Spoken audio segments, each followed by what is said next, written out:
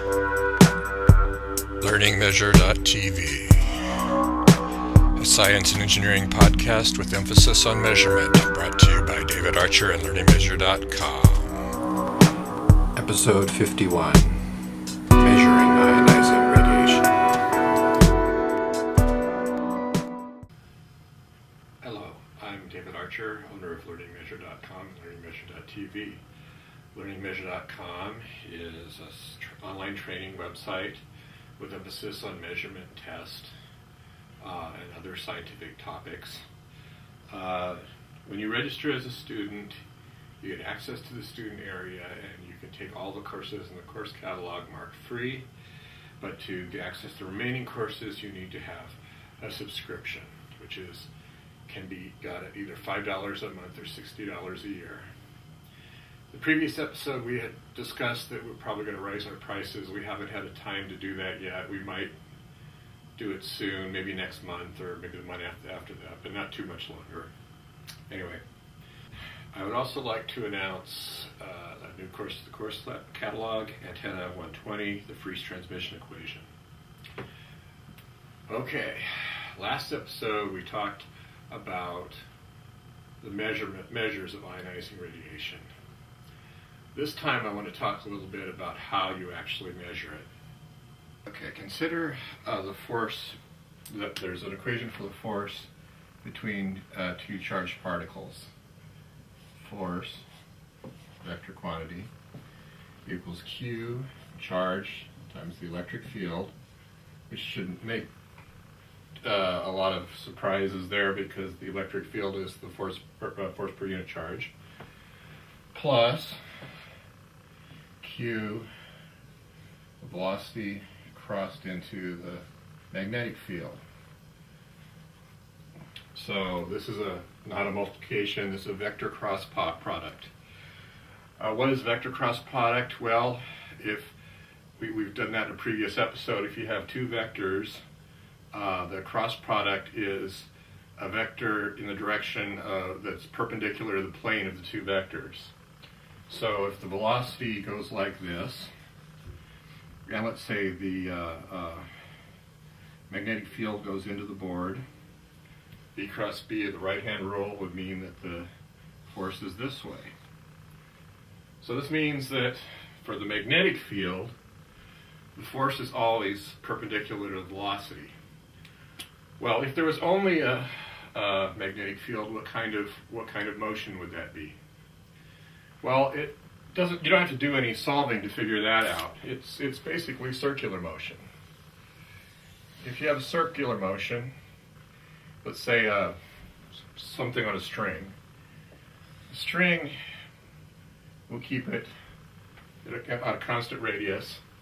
The velocity is always going to be tangent to the circle, and the force is always going to be towards the center of the circle. So circular motion is the type of motion you'd expect from a magnetic field. Well, how would you use that in measuring radiation?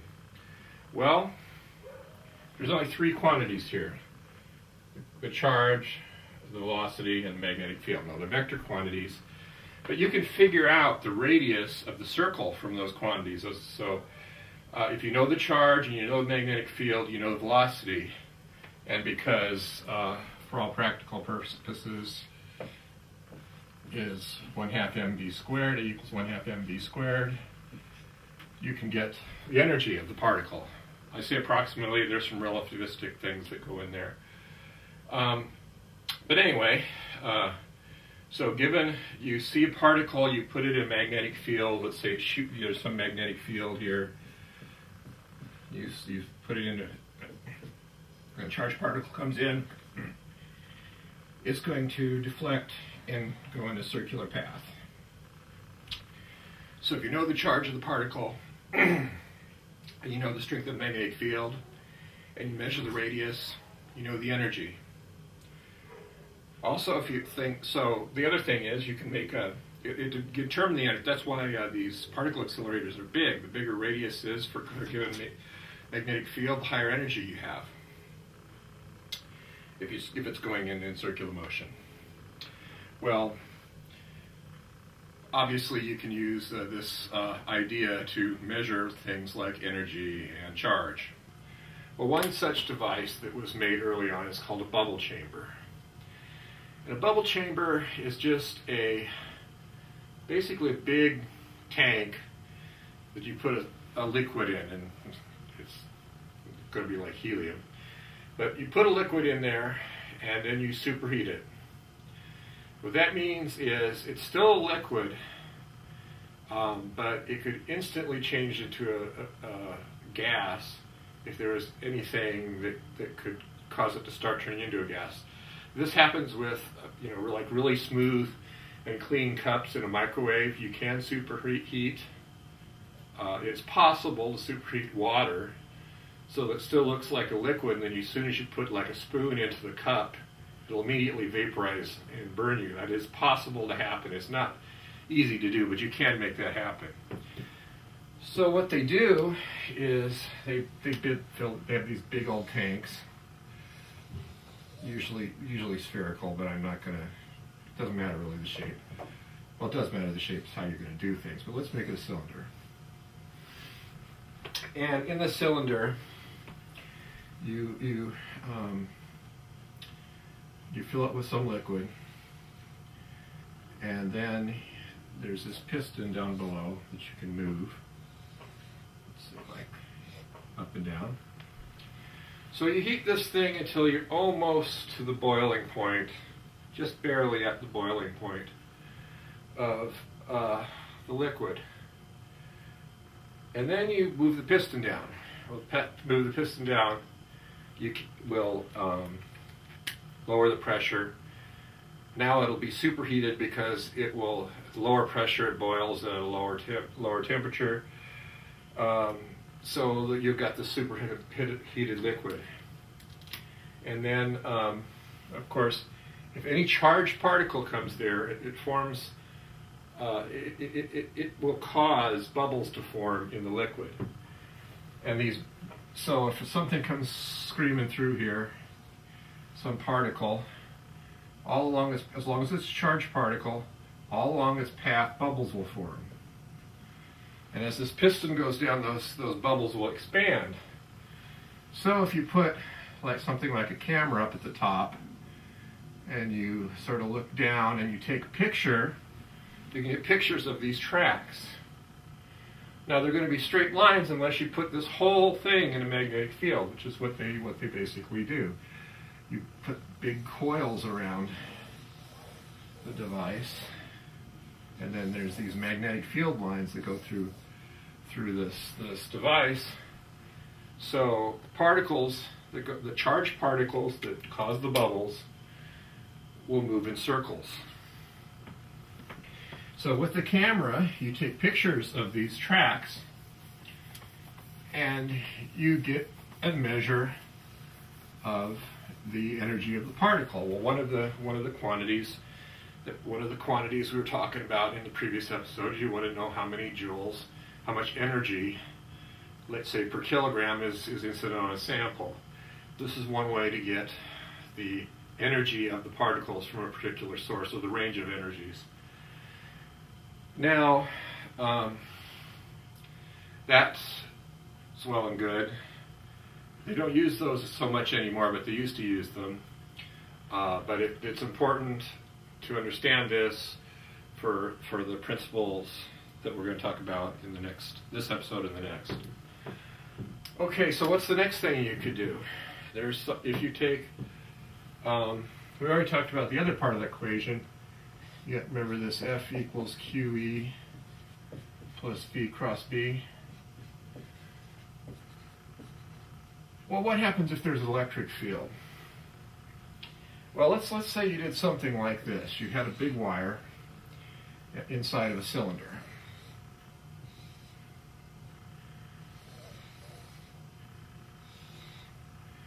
And you, let's say, just for the sake of argument, you ground the outer cylinder, and you put some sort of voltage across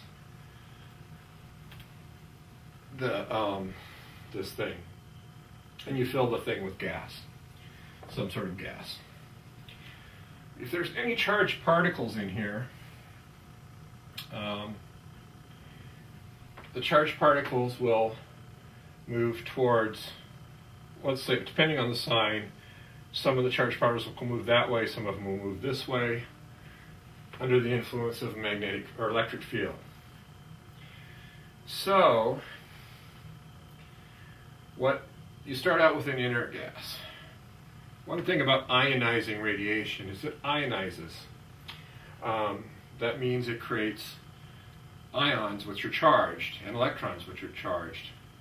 So if you have an inert gas and some particle comes screaming through here and ionizes the gas, the ions are going to, the plus and minus are going to separate and go to the different metals, and you'll be able to measure up here, you're going to be able to measure some sort of pulse. This type of is the basis of a device called a Geiger counter. You may have heard of these. You can listen to the clicks, or you can put on a needle that tells you how many, this tells you how many particles basically per second are incident in the area of the detector that accepts particles. It's not the counts it's not the decays per second, but it's how many decays per second were in the direction that the detector could detect. Well, this is still used quite a bit, and it's the basis for another thing where you think about putting, combining the idea of a bubble chamber and a Geiger counter. Well, one thing you can do then is, instead of having one wire, you could have a whole bunch of wires, with different high voltages on them, and you could put the whole thing into a magnetic field, and some particle could come in here doing a circle. Of course, I'm a horrible artist. At each point along the track, when you get close to a given wire, there will be counts along that wire, because of the particles ionizing as it goes. So if you had basically a grid of wires, alternately stacked with charges inside a magnetic field, you not only get the fact that you have a count, but you also can measure the radius in a magnetic field. So you can get the counts, you can get the energy, you can look at you can get the other independent measurements by measuring the height of the pulses. That gives you some information about charge. So that's more along the lines of that they use in like accelerators and that sort of thing to measure. I mean, this is horrendously oversimplified, but you get the idea.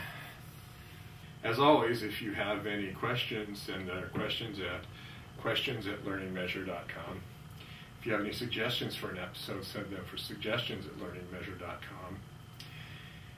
And if you would like to have an ad placed on this podcast, let us know by sending us an email at vendors@learningmeasure.com, or you want to be vendors@learningmeasure.com, or if you want to be on the podcast for an interview, let us know as well.